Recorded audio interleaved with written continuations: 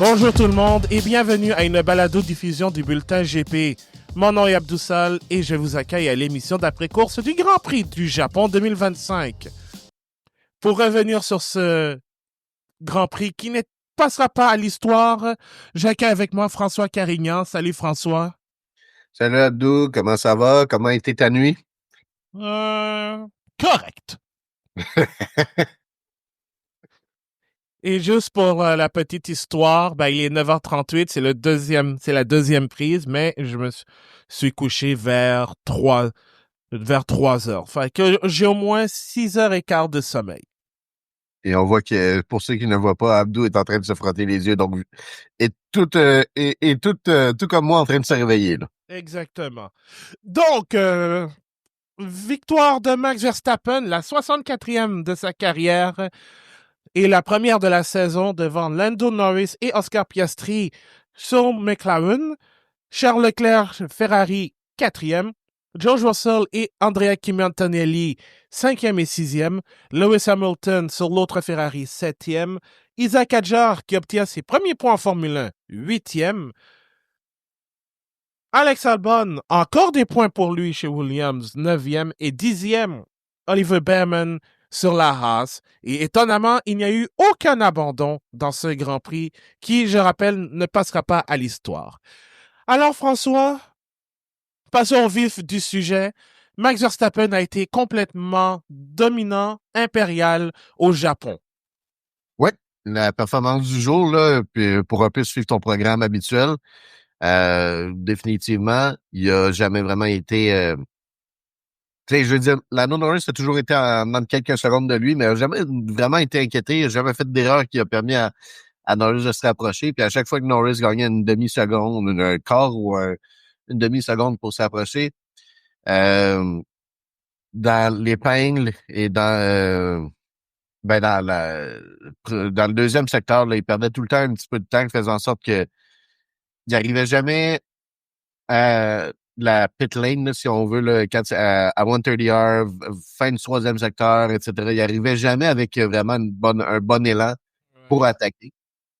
Il réussissait toujours à se garder un gap d'au-dessus d'une seconde. On a vu un peu la même chose pour Oscar Piastri, qui lui-même, si jamais il était plus proche de Lando Norris à plusieurs reprises, était jamais capable de se rapprocher. Donc ce circuit-là, là, vraiment, on est en train de réaliser que plus les voitures sont égales, plus c'est difficile de dépasser. Ouais. Par les dernières années, on voyait peut-être des dépassements sur des voitures avec des stratégies vraiment différentes ou des voitures de calibre différents. Mais cette année, là, écoute, je pense que 8 des 10 pilotes ont terminé dans la position qui ont commencé. Là, les 10 pilotes qui ont ramassé des points, je pense que juste Hadjar et Hamilton qui ont échangé de points. Ouais. Ouais. Et c'est bien que tu parles de la qualification parce que c'est ce qui a, en quelque sorte, donné un énorme coussin à la victoire de Max Verstappen. C'est son tour de qualification remarquable samedi, où finalement il a été lent sur les... il a été plus lent dans les trois secteurs que les deux McLaren, mais en course, il a été complètement capable de gérer ça, malgré des problèmes de changement de vitesse en début d'épreuve. Ouais, ça n'a pas duré longtemps, là. Je pense que ça a duré un tour ou deux, puis qu'après ça, il disait que c'était revenu à la normale, là, que ça s'améliorait. Mais même là, il perdait vraiment pas de temps. Donc, je pense vraiment pas que ça a été de quoi de majeur. Tu sais, je veux dire, ça a été une course qui était vraiment sans histoire. Il y avait des petites choses qui étaient intéressantes. Tu sais, tu regardes un petit peu Tsunoda versus Lawson. Dont on reviendra d'ailleurs un peu plus Ouais. tard. Moi, quelque chose que j'ai trouvé magnifique, c'est je regardais le onboard de Kimi Antonelli. Mm-hmm. La façon qu'il attaquait les virages pour un gars qui avait jamais conduit une F1 au Japon. Ce gars-là a un coup de volant magnifique, puis ça se voit dans les S. C'est vraiment là, tu vois qu'il n'y a pas de micro-correction. Il place son volant exactement au bon angle du premier coup, comme Max Verstappen, comme Fernando Alonso. C'est extraordinaire. Pour vrai, là, je je commence à voir des petites choses qui font en sorte que, tu sais, ce pilote-là euh, tu sais, un avenir aussi brillant. Ouais. Ouais, non, et je dirais aussi la même chose pour Max. Ben, il était un peu plus smooth, mais un truc qui n'a pas été, c'était la seule séquence d'arrêt au puits. Ce, ce fameux moment où on a vu Verstappen et Norris être côte à côte à la sortie, puis Norris s'est retrouvé dans l'herbe. Bon, un disait que il avait été forcé hors piste, l'autre disait non, j'ai gardé ma ligne. Euh, les commissaires ont dit il n'y a rien de contentieux en fait, play on. Donc, je pense que ça a vraiment été juste Norris qui était un petit peu trop sur la droite. Est-ce que Max aurait pu se tasser vers la gauche pour donner de la place à Lando? Absolument. Est-ce qu'il y avait à le faire? Non. Est-ce que Lando Norris aurait eu avantage à juste comme lever le pied puis perdre 4-5 km/h pour se mettre exactement dans la boîte de vitesse de Max Verstappen pour relancer au lieu de perdre 2 secondes et demie, 3 secondes en mettant les 4 roues dans le gazon? Oui. Lando Norris a juste été beaucoup trop gourmand. Euh, tu sais, je dis ça en tant que mon pilote préféré, tu le sais bien. C'était pas ça. C'était son erreur de la course. C'est peut-être, tu sais, si jamais réussi à se mettre exactement là, à la bonne place en sortant, puis avoir l'aspiration sur Max, probablement était capable de l'attaquer dans le virage 1, mais c'est pas ça qu'il a fait. Non. Et en plus, c'est quelque chose que j'ai écouté avant d'aller me coucher.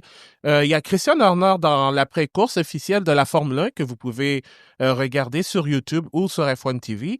Il a dit que parce que Max Verstappen a eu un arrêt de 3,3 secondes, mais et ce qui était lent, mais on a expliqué que en fait, ce sont des mécaniciens remplaçants qui étaient à la position de ceux habituels parce que les deux étant des jumeaux ont dû rester en Angleterre pour être aux soins de leur père.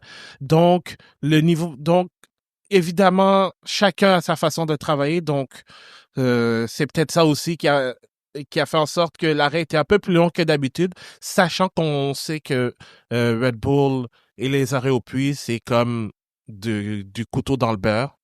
Fait que peut-être si c'était un arrêt de 2,3, on n'aurait jamais eu ce côte à côte. Non, effectivement. Je pense que l'arrêt de McLaren était à peu près à 2,5 si je me trompe pas. Donc, tu sais, les deux sont rentrés au puits à 1,3 secondes d'écart, là. Ouais. Fait que, tu sais, je veux dire, c'était littéralement la seule vraie situation où il y a eu un risque de dépassement. Mais bon, voici comment ça s'est terminé. Euh, il y a eu quelques beaux dépassements au premier tour, mais sinon, là, à part de ça, je veux dire, le reste, là, c'était un train de voiture qui se suivait pendant 52 tours. Ouais. Puis en plus de ça, il y a aussi le fait on a entendu parler l'ingénieur de piste de Lando Norris avait parlé d'une possibilité de faire un undercut, mais au final, Red Bull a répliqué en faisant rentrer Max en même temps que Lando. Ouais. Donc, c'était le seul moyen pour Norris d'être devant le Néerlandais. Ça n'a pas fonctionné. Non, exact. Ben, la seule discussion qu'il y a eu, c'était peut-être de faire un échange avec Oscar Piastri parce il semblait avoir un légèrement meilleur rythme, mais tu sais, je veux dire, si jamais il est même pas capable de rattraper Lando avec le DRS, là. Je veux dire, la discussion était valide, mais tu sais, c'est pas comme si jamais il était en train complètement de le brûler, là. Mais Je pense honnêtement pas qu'Oscar a fait grand-chose. Puis, tu sais, si jamais les McLaren avaient demandé un switch, Lando aurait littéralement dû lever le pied, qui est pas exactement ce que tu veux faire. Et en même temps, c'est pas un circuit où tu peux laisser passer un pilote à n'importe quel moment parce que Exact. c'est un circuit avec des virages assez tortueux. Donc le meilleur moyen aurait été sur la ligne droite avec le DRS, comme ça tu te donnes un élan, puis tu peux te permettre d'attaquer. Malheureusement, ça n'a pas été le cas. Puis en même temps, c'est quelque chose que j'ai parlé avec Pierre et Jean-Sébastien. D'ailleurs, petit teaser, surveillez vos plateformes de podcast parce qu'il y a un épisode spécial qui va sortir en même temps que, ben pas en même temps, mais la même journée que cet épisode d'après-course. Mais je pense que McLaren aurait aurait pu être incisif et profiter de la fenêtre, mais le problème, en rétrospectif, en faisant une rétrospection, il y avait pas une fenêtre opportune. Non? Exact. Puis tu sais, comme tu dis, pas d'opportunité pas d'endroit sur la piste qui sont propices à un switch. Euh, Puis, tu sais, je veux dire, si jamais Lando est pour lever le pied sur une ligne droite, alors qu'il était, disons, entre 1.1 et 1.4 de max à tout moment, pour que Oscar le dépasse, puis que Oscar, après ça, lui, disons, dans cette situation-là, se trouve à 1.5 de max, ça lui donne toujours pas le DRS. Mhm. Parce que, tu sais, Lando était capable ici et là de remonter à 1.05, 1.1, 1.2, puis après ça, il arrivait au secteur, tu sais, secteur 2, il leur perdait. Tu sais, c'était tout le temps ça. Début du secteur 2, il était vraiment pas à une bonne place pour lui, là, l'épingle et puis c'est quoi déjà Dagnar 2. Ouais. Il perdait tout le temps son temps là. Il perdait tout le temps à peu près un quart ou tu sais, un petit peu moins d'un quart de seconde. En sortant de l'épingle, il le reprenait. Il y avait une meilleure accélération, meilleure vitesse de pointe jusqu'à Spoon. Mais, tu sais, il était pas capable de se garder un gap. Puis, tu sais, son ingénieur à un moment donné lui a même dit, ah, là, tu l'as bien pris, l'épingle. Mais genre, c'est parce que les 6 fois d'après, il a perdu du temps, là. Ouais. Fait Ouais. que, tu sais, il y a rien, il y avait rien là. Il était pas capable de se placer dans une position que il était collé à max au troisième secteur pour arriver à la zone de DRS avec le temps requis. Ouais. Moi, ce que j'ai trouvé encore un petit peu plus, tu m'excuseras le terme, mais chiant, Tant c'est qu'il a pis. fait son meilleur secteur 1. Il a fait un,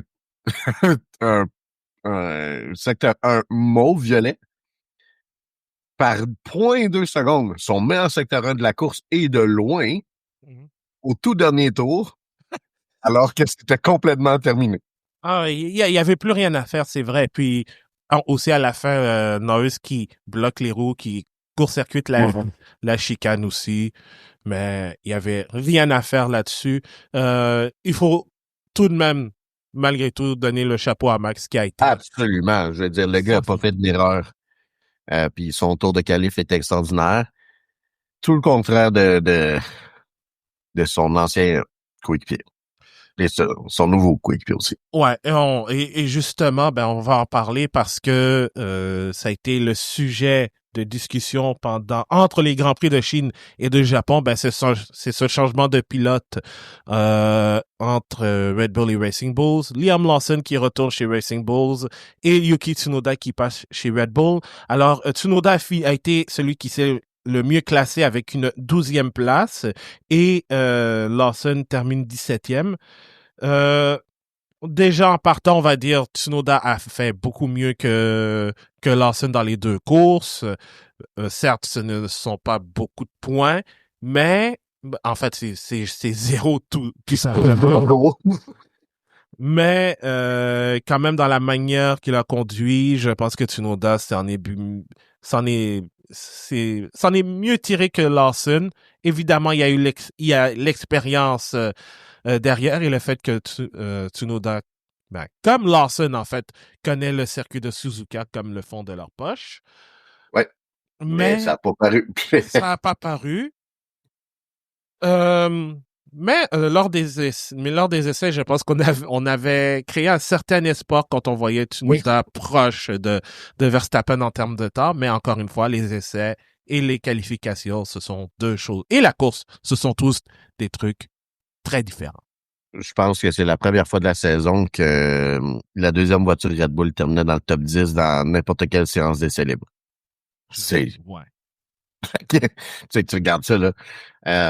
Puis honnêtement, pour une voiture qu'on dit très difficile à conduire, j'ai trouvé que Yuki a fait honnêtement un excellent week-end. Je trouve juste que c'est dommage que pendant la qualif, il n'ait pas réussi à coller à mettre un tour complet là, ensemble.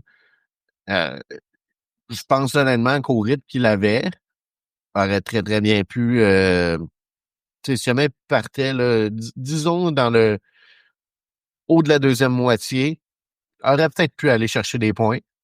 Mais là, en ce moment, là, ben, la situation a été qu'il était coincé dans le trafic presque toute la course. Il n'y avait rien à faire. Dans un train de voiture, puis il y a une seule zone de DRS, puis tout le monde se donnait le DRS en avant, en arrière. Fait que, il n'y Ouais. avait aucune opportunité de dépasser, mais son dépassement au premier tour était magnifique. Oui, oui, oui, effectivement. Ça au moins, ça a été le fait saillant de sa course. Et quand même, en termes de temps, il a fini à 1,1 seconde de Fernando Alonso et de la 11e place et environ 4 et presque 4 secondes de Behrman sur la Haas et la 10e place, le dernier point disponible. Euh, du côté de Lawson, oui, il finit 17e. Oui, c'était pas très encourageant, mais euh, lui, là, en fait, il était un de ceux, de nombreux pilotes qui est parti avec la gomme médium, mais il a décidé de rester aussi longtemps qu'Antonelli et il est revenu avec la gomme tendre en fin de course. Ouais, essayer de remonter un petit peu, là, de provoquer quelque chose. Mais regarde, c'est ça. Je trouve que on l'a pas vu, malheureusement. Tu sais, je regarde un petit peu dans son petit top summary ici. Effectivement, là, Lawson s'est arrêté au 33e tour. Euh, Puis il avait fait, est-ce qu'il s'était arrêté avant? Mais je pense qu'il s'est C'est arrêté en même temps que Sainz, si je me trompe pas, parce que ouais, les deux sont repartis avec la gomme tendre. Et contrairement à et contrairement à ça, ben Sainz a été capable d'effectuer des dépassements sur bon Jack Doohan qui était bon dernier, qui était loin derrière, mais avec des pneus durs très usés et Nicole Kenberg un peu moins aussi. ouais. Puis non, effectivement, là, je viens de voir Lawson, c'était son seul arrêt. Donc, et voilà. Donc et c'est ça que je disais à Pierre et à Jean-Sébastien pendant la course. Ça aurait été mieux si la piste était moins détrempée, peut-être qu'il y aurait eu une chance de rattraper et d'effectuer justement ces dépassements, Mhm. mais ça n'a pas été le cas. Et je vais juste mettre en aparté aussi, Stroll et Doohan qui sont partis avec la tendre, ça n'a jamais fonctionné. Non. Puis ben, la chose, son week-end toujours, du coup, n'a jamais fonctionné. Là. Ouais. Bon, dommage pour lui, là. Tu sais, il avait vraiment un bon début de saison, mais ce week-end est retombé assez dur sur les faufounes. Puis, tu sais, je veux dire, Fernando terminé, bon, finalement terminé une course. Félicitations. Donc, ça se replace, mais pas tant que ça chez Aston Martin. Euh, C'était un retour à la normale de chacun des deux côtés. Puis Jack Doohan, c'est là que je pense qu'on commence à voir pourquoi est-ce que Alpine n'est pas toujours très chaud à son endroit là. Ouais. Euh, Si on commence, je trouvais que tu sais pendant les essais pré-saison etc. Pas de problème, tu sais, faisait bien son travail. En Australie, regarde, je pense qu'on l'a vu que c'était pas le seul à avoir fait une erreur de recrue là. Ouais, là, on commence à voir un petit peu pourquoi est-ce qu'il traîne la patte. Ouais, puis et d'ailleurs son accident lors de Violent. violent à près de 50 G en plus quand il avait oublié de fermer son Et une DRS. erreur de pilotage, littéralement. Ouais, exactement. Et je sais que, pour ceux qui me connaissaient, je suis assez acide à l'endroit d'Alpine et de leur communication, mais effectivement, et puis ça se voit sur la télémétrie et dans la caméra embarquée. C'était une erreur de pilotage de sa part, mais et surtout, ça a impacté énormément le reste du week-end, d'autant plus que il a dû laisser sa place à Ryo Hirakawa, qui est le pilote, un des centaines de pilotes réserves chez Alpine. Donc, ça n'a pas été un week-end où Douane a vraiment Bien paru. bien Ouais. paru, c'est ça. Donc, c'est ça. Je pense que beaucoup disent déjà que les carottes étaient déjà cuites depuis Ben, je sais pas, l'entre-saison. ouais. Je sais pas trop, là, mais je veux dire, tu sais, si jamais il était, si jamais, disons, après les 2 premières courses, il était neutre, il est en train de se tirer, il est en train de descendre de l'échelle, disons. Ouais. Donc, je pense que déjà avec toutes les rumeurs et les nouvelles des insiders, ben, on va voir est-ce que Arabie Saoudite, ça pourrait être son dernier Grand Prix avec Alpine. Ouais, je pense pas qu'il va se rendre à 10 courses si jamais ça continue comme ça, en tout cas. Non, c'est ça. Mais il faut qu'on parle aussi des recrues parce que ça a été quand même un bon week-end pour les autres recrues. Euh, D'abord commencer par Isaac Hadjar qui finalement obtient ses premiers points en Formule 1 avec une 8e place. Vraiment a été dans le coup tout le long du week-end. Je sais qu'il a Ouais. fini 3e lors de la FP2, mais ça a été causé par ses nombreux drapeaux rouges. 4 drapeaux rouges.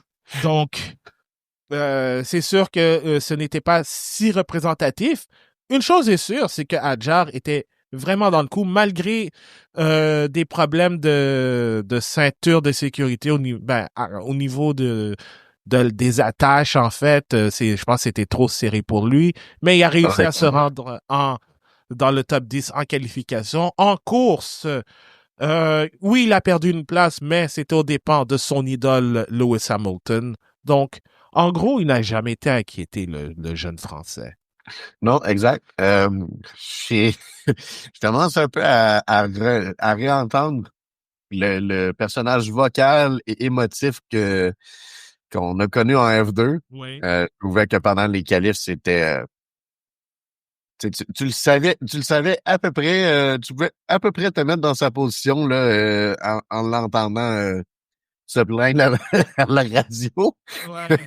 C'est un gars qui est, tu sais, dans le petit sketch qu'il y avait eu avant la saison là, avec Laura Winter, toutes les recrues ensemble, Ouais. il dit qui va devenir le meme parmi les recrues, puis tout le monde avait pointé vers Isaac. C'est là que tu le vois un petit peu, là, genre, la couleur ressortir de ce gars-là.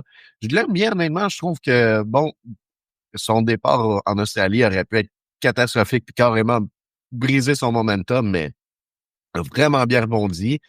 Rendu avec 4 points. Bon, Yuki Tsunoda en a ramassé seulement 3. Bon, on aurait dû en ramasser plus. Bon, Oui. mais quand même, tu sais, je veux dire, c'est maintenant lui qui a le plus de points chez les Racing Bulls. Et les deux autres pilotes, en plus. C'est lui qui a le plus de points après Max Verstappen dans la famille Red Bull. Euh, mais tout ça pour dire, je crois là, que ce gars-là démontre un talent puis un savoir-faire que peut-être Liam Lawson nous a laissé croire qu'il avait euh, par le passé, mais qui tarde beaucoup à démontrer cette saison. Comme je dis, Kimi Antonelli, pour les autres recrues, Kimi Antonelli, comme je te dis, son coup de volant est magnifique. Ce gars-là, je pense, tu le vois un petit peu un petit peu plus à chaque week-end. Il y a quelque chose de vraiment spécial avec lui. Euh, Jack Doohan, bon, regarde, on en a parlé. Puis, pourquoi Esteban Ocon, excuse-moi, Oli mais Berman. Ollie Behrman, week-end affreux en Australie, vraiment, là. Mais un peu comme Adjar a très très bien rebondi. Oui. Et d'ailleurs, je pense, et honnêtement, Adjar aurait dû marquer ses premiers points en Chine si ce n'était pas des erreurs stratégiques. Ouais, ben oui. C'était. En tout cas, c'était typique Racing Bulls. Ouais. Puis, soyons honnêtes aussi, Adjar a été en contrôle. Ouais. Donc, ça, c'était parfait. Oli Berman, qui a été carrément au-dessus d'Esteban Ocon durant l'entièreté du week-end. Donc, Ocon en a vraiment arraché quand on regarde, ben, d'abord sa position de départ, mais aussi le classement final, 18e dans la Haas, alors que Berman a été pardon, capable de tirer le maximum de cette as. D'ailleurs, belle livrée avec les cerisiers en ce moment de l'année. Mais vraiment, Behrman a été, je pense, ben, deux des trois courses auxquelles il a participé l'année dernière, on a vu vraiment un minime échantillon de son talent. Là, après trois courses, excluant Australie, on voit qu'il est capable de bien faire dans ces circonstances. Alors, je suis vraiment satisfait de Hadjar, d'Antonelli. Ah, et d'ailleurs, il faut qu'on le précise, officiellement, il est le plus jeune pilote à mener un Grand Prix et il a devancé Verstappen de 4 jours. Et à avoir aussi récupéré le tour le plus rapide pendant un Grand Prix. Oui, Mais ça vaut pas de points exact. depuis cette année. Ouais. C'est inutile. Ouais, donc les meilleurs tours sont redevenus des stats inutiles maintenant qui ne valent aucun point. Je sais même pas pourquoi ils montent sur le graphique, là. Ouais, exact. Je pense que rendu là, bah c'est peut-être force d'habitude pour dire Ouais, ou juste de voir, bon, qui c'est qui avait du rythme, là, mais, tu sais, je veux dire, le défait, tu sais, pas de besoin de le montrer à chaque tour, là, tu le montres. Moi, je le montrerais juste à la fin, pas de besoin, là, à chaque fois qu'un nouveau meilleur tour est inscrit, là. ouais. C'est rendu un petit peu comme de la distraction pour rien. Et, Ben, bref, et regarde, c'est nitpicking, là. ouais, exact, c'est ça, c'est des détails. Mais on a parlé de Douane. Gabriel Bortoleto, week-end difficile, ben course difficile déjà en partant, a perdu 3 places au départ. Je me souviens plus qu'est-ce qui s'était passé. Soit il a été mangé tout cru au départ, mais ensuite a jamais été capable de suivre le rythme. D'accord, il était, si on exclut Douane et Stroll qui étaient un peu à la ramasse avec la gomme tendre, étonnamment, Douane a réussi à finir devant Bortoleto avec un seul arrêt. Et bon, t'as réussi à finir devant Lance Stroll. Ouais, donc c'est mi c'est mi-figue, mi-raison figue. Mais, regarde, honnêtement, ce gars-là avec, tu sais, c'était très, très prometteur pour Sauber en Australie dans une piste détrempée. Mais sinon, là, c'est à peu près exactement ce qu'on s'y attendait. Mhm. Peut-être un petit peu mieux, un tout petit peu mieux. Tu sais, des fois, il se ramasse comme à 15, 16, 17e en qualif, là. Je ferais que j'ai regardé là, la grille de départ. Tu vois, Bortoleto était à 17, puis Hülkenberg était 16. Tandis que tu avais Ocon, Doohan et Stroll derrière. Tu sais, trois voitures qui sont nettement plus rapides. Oui, Fait que, tu sais, je veux dire, ils sont pas si terribles que ça. Mais, tu sais, en rythme de course, là, il y a absolument rien là. Euh, tu sais, je pense que Nico Hülkenberg fait absolument tout ce qu'il peut pour garder cette voiture-là, là, juste semi-compétitive. Puis Bortoleto, en ce moment, est en train d'apprendre tranquillement, loin des caméras. Tu sais, il se passe pas grand-chose dans son cas, sinon, si ce n'est que de prendre l'expérience. exact. Et, et aussi, il faut donner un chapeau à Alex Albon qui marque encore des points pour Williams. Mais Malgré cette petite crise de nerfs. ouais, et c'est ça que je disais aussi à Pierre et à Jean-Sébastien. Vous allez l'entendre aussi durant ce podcast spécial. Mais j'ai trouvé que Albon était, cette année, un peu plus punchy dans les communications radio. Je pense que c'est le fait que la Williams est meilleure que C'est la meilleure Williams qu'il a conduite depuis son arrivée avec l'équipe. Le fait que Carlos Sainz, qui est un vainqueur de Grand Prix, un pilote hyper expérimenté, hyper talentueux mécaniquement. Bon, ça n'a pas été un Grand Prix à succès pour lui, mais Ça va venir. Ça va venir. Mais le fait que Albon est de plus en plus punché, ça veut dire que on est en train de voir un pilote qui est vraiment en train de donner le maximum pour une équipe qui en a vraiment besoin. Ouais, tu sais, ça tient au classement des pilotes, là. Si jamais je t'avais dit au début de l'année que Williams aurait Alex Albon aurait 18 points, Carlos Sainz en aurait 1. Je suis pas sûr que tu m'aurais cru, là. Alex Albon, on s'attendait à ce qu'il se fasse donner une bonne leçon par Carlos Sainz. En ce moment, c'est l'inverse qui se produit. Ouais. Mais en même temps, il y a tellement une adaptation majeure. Tout le monde qui entre et sort de chez Ferrari dit la même chose, c'est spécial. Ça marche pas comme nulle part ailleurs. Exactement. Donc, c'est un traitement différent quand tu passes de l'équipe la plus célèbre au monde à une équipe qui essaye de revenir au sommet. Ouais. Même dans les points de vue comme apparemment les meetings, les debriefings, toute la voiture, comment elle fonctionne mécaniquement, paraît que c'est complètement différent. Donc, ouais. Mais ça va venir pour Carlos puis Albon, ben déjà malgré ses certaines colères, il fait le travail.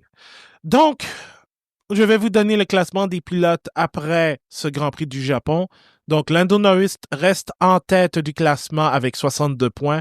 Mais attention, Verstappen est maintenant deuxième avec 61 points. Oscar Piastri est troisième avec 49 points. George Russell, quatrième avec 45. Andrea Kimi Antonelli, cinquième avec 30. Charles Leclerc, sixième avec 20. Alex Albon, septième avec 18. Lewis Hamilton, huitième avec 15.